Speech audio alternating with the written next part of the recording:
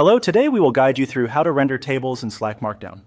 In this walkthrough, we'll show you a simple way to bring table-style content from a spreadsheet into Slack so it displays in a clean, readable format. This is helpful when you want to share structured information, like sample data, lists, or quick comparisons directly in a conversation without having to send a separate file. To begin, open Slack and navigate to the channel shown for this demo. Once you're in the correct Slack workspace and channel, make sure the message area is visible and ready for use.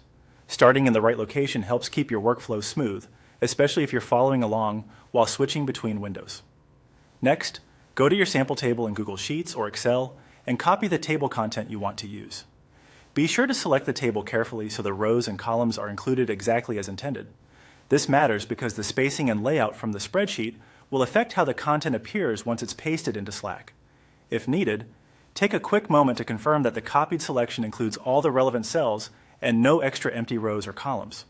After copying the sample table, return to Slack and paste it into the sample message area under direct message. This step moves the table content into Slack, where you can prepare it for sharing. When you paste, take a look at how the content appears in the message field.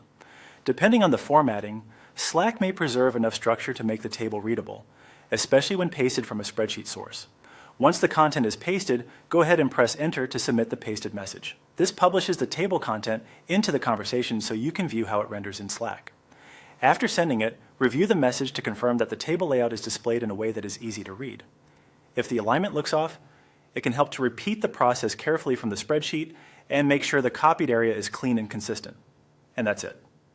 By opening the correct Slack conversation, copying a sample table from Google Sheets or Excel, pasting it into a direct message and sending it, you can quickly render table-like content in Slack Markdown for easier communication.